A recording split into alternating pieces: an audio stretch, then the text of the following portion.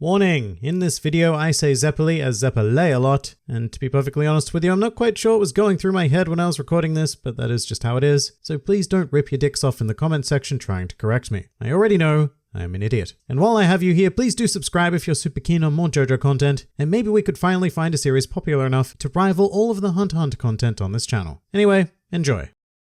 Hello and welcome to the New World Review, your source for everything anime and manga, and today it's time for balls. Lots of balls, steel ones at that, because Steel Ball Run is a thing that I've been reading, and to be perfectly frank, I loved it. What a stupidly good story this was. So once again, the majority consensus in my previous JoJo video comment section was correct, and I can see why many people hold this as far and away their favorite part of this whole saga. And I have to admit, going into it, I was a bit skeptical, as I have been about this entire JoJo process actually, because each part thus far has been quite a mixture of high highs and low lows. With the exception of Diamond is Unbreakable, which was a narrative format that just fit Araki's storytelling like a glove. But given that Steel Ball Run is clearly not a slice of life series, I think I had every reason in the world to be doubtful. And I think that only works in its favor, as it consistently blew my expectations to shreds and replaced them with solid gold, which came in many forms, such as teeth, amongst other things. And I think it's because Steel Ball Run finally sees Araki applying his formula to an action-adventure series to perfection. And what I mean by that is that Araki is clearly a man of absurdly cool ideas. He is one of the finest creatives in all fiction, consistently able to surprise and astound me, primarily with new stand abilities, and with his supreme talent of visually depicting them. However, in my opinion, up until now, his weakest point was finding a way to naturally integrate those strange abilities into a flowing story and well-explored characters. Because to me, it has always felt like the story was more of a stage for the stand abilities to play on. The stands were the star of the show, and every time a new one pops into existence, we need to forget everything we were doing and spend a handful of chapters exploring an admittedly very cool idea, but one that usually has no great future bearing on the story, which can make JoJo feel painfully episodic at times, and like the story itself is stagnant. But Steel Ball Run is everything I've wanted from a JoJo part from Stardust Crusaders onwards. Stands in this part are used exactly as they should be, a side element designed to boost the characters who wield them. So for example, while I was reading part 7, I don't think I ever once went, right, so we've hit a roadblock now because we need to defeat this stand thing. But rather it was more a feeling of,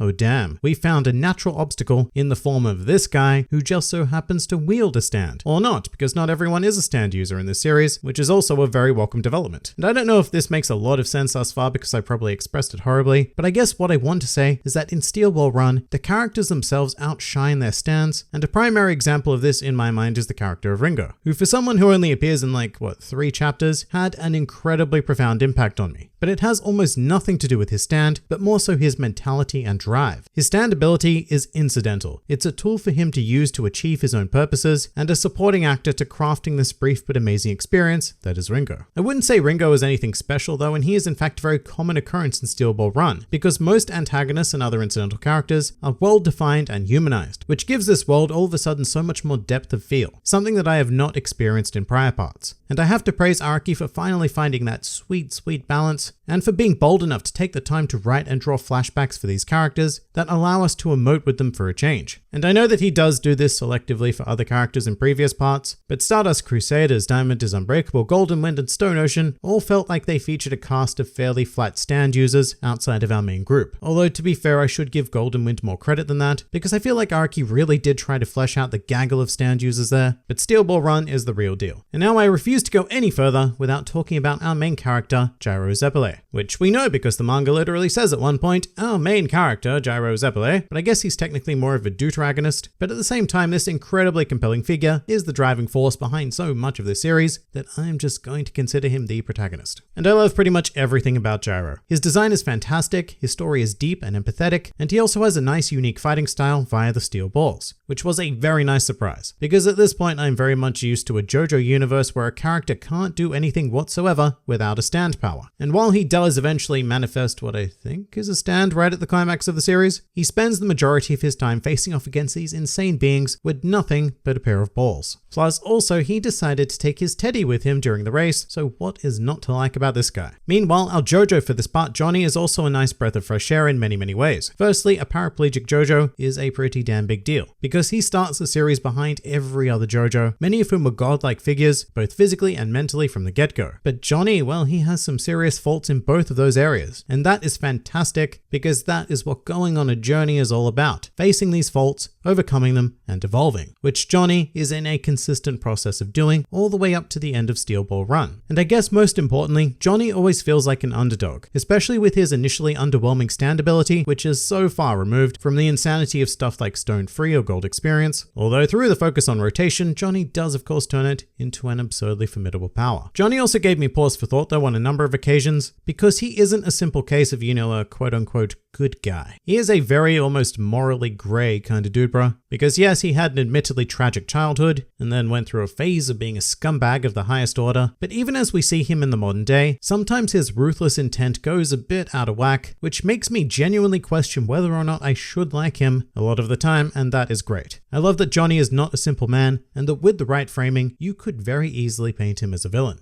But speaking of villains, this series does have some strict antagonists, one of which is Dino Brando, which, alright, cool. I wasn't expecting dinosaurs in a western, but that's what makes a bizarre adventure so wonderfully bizarre. I will say that this is almost certainly my favorite incarnation of Dio, because while he retains his prickish nature to a fault, he also somehow is quite easy to root for, and I was always excited when he showed up in a chapter. As well as any other alternate dimension Dios, and I tell you what, when one of them popped up using the world, I did kind of lose it. That was probably my biggest moment of shock within the entirety of Steel Ball Run, but it also goes to highlight that Part 7 really cannot exist without every other part having contributed to it first. And that's something I was very afraid of after Stone Ocean. The idea that, well, we're done with this universe, here's a new one. But the fact that Steel Ball Run incorporates so much JoJo history into it makes it a very substantive experience, as well worth taking the time to closely examine each chapter because you see names pop up like Stroheim and Zenyatta Mondata. But then it even goes a step further, and you have these alternate incarnations like Johnny, who for example is the Jonathan Joestar of this universe, with his father George, and even Danny gets a new form as a mouse. It's just amazing the power that a name has. Like for example, when you find out that Lucy's maiden name was Pendleton and that Gyro was actually a Caesar's epithet, it just fills you with this great sense of nostalgia, but for the most part it does not hit you over the head with said nostalgia either, and it allows Steel Ball Run to be its own unique thing, which is a very delicate balance that I appreciate greatly. But one of the more unique things in this series is Mr. President himself, Funny Valentine. This guy is intense, and that probably makes a lot of sense considering he is the embodiment of patriotism. He's interesting though because he does provide a fairly attention-grabbing presence, whilst also managing to be a force of disgust throughout a lot of Steel Ball Run. At the same time, towards the end of the series, he does become somewhat sympathetic due to a nicely constructed short flashback, so I enjoyed that he wasn't a villain driven purely by his own selfish motives, which is kind of evocative of Enrico Pucci from Part 6. I mean, Valentine did talk, at great length mind you, about taking napkins, specifically taking napkins first, and thus setting off a delightful napkin chain around the dinner table, but in the end his ultimate duty was always to his country rather than himself, and there's something quite admirable about that in its own twisted way. And as for his stands, dirty deeds, done dirt cheap, well that was just superbly implemented. I really enjoyed the stretch of chapters where the viewer was trying to figure out the mystery of who shot Johnny, and we get all of these different perspectives of how it was Wekapipo, or how it was Dio, or how it was Valentine himself, which was a very enthralling puzzle to be a part of, which of course all makes sense in the end when we finally learnt the insane ability of Valentine's stand. And there's another thing that endeared me to Valentine. The fact that he was effectively killed off so many times, but would always pass his stand and duty off to an alternate version of himself, which once again shows a great level of selflessness actually, because a truly selfish person would never even conceive of such a thing, even if it was just an alternate version of them. They would never want that to happen. But things got well and truly bizarre once the love train form appeared, and might I just say, in the digitally colored manga, this is some of the most beautiful artwork I've seen in the JoJo franchise. There's just something about the way this light is depicted that gives it a palpable feeling of awe-inspiring power, and I think that the world absolutely needs to see a brilliantly done animated version of Steel Ball Run, if only for this section. And there are of course a ton of other characters to note in Part 7, most of which I won't go into once again because we just don't have the time, but I will say that the only character I felt myself wanting more of was Poco Loco, because considering that he and Sandman got their own chapter introducing themselves right from the get-go of Steel Ball Run, I was expecting him to be a much more profound presence, especially with his infinite luck and his really fun stand. Instead, we end the series with him winning the race, which is fantastic. I do love the end result, but Poco Loco feels like quite possibly the only character who was never properly explored and fleshed out. Now, as for the Steel Ball Run itself, I should also say that this is by far my favorite setting for a JoJo series. From the moment I found out about it in Chapter 1, I was fully on board, because it's so easy to to get invested into a story with an overarching contest, even if that does eventually get pushed into the background in favor of searching for a corpse. Narratively though, it makes an author's job so much easier because there is always a prime driving factor for characters to be moving and committing the actions that they do. So in Steel Ball Run, I never felt like I was questioning the purpose of the story, as I did come to in Part 6 for example. And as much as this may pain me because I love Diamond is Unbreakable, Steel Ball Run is probably my favorite part thus far. Everything about it is just so solid. It has a brilliant setting, characters containing a lot of depth, interesting stands that don't outshine their users, and a typically bittersweet JoJo ending where the kid who Gyro was ultimately doing all of this to save caught a cold and just went and died anyway. Which is so tragic that I couldn't even do anything but laugh at that point. After everything that had happened, fate just went and did its thing anyway. But now it's time to move on to the last stage of the journey, I guess. JoJo Leon.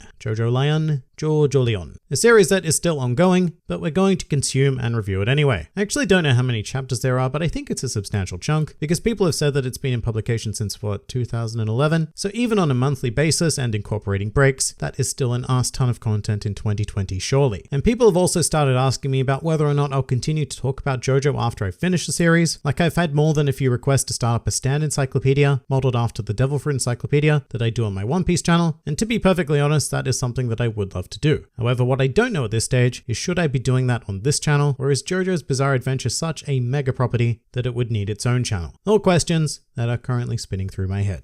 But that pretty much does it for this review of the magnificent Steel Ball Run. If you enjoyed this video and the content this channel produces in general, then please do consider donating to the New World Review Patreon because the support of all of you amazing people is what continues to make this channel possible. And if Patreon isn't quite your style, then please do leave this video a like, share, or subscribe because it also helps support this channel an incredible amount. And if you'd like to join the fun at any time, then please do head over to my Discord server where a wide array of shenaniganry takes place on a daily basis. And finally, please do comment with your thoughts on Steel Ball Run. This has been the New World Review, and I'll see you next time.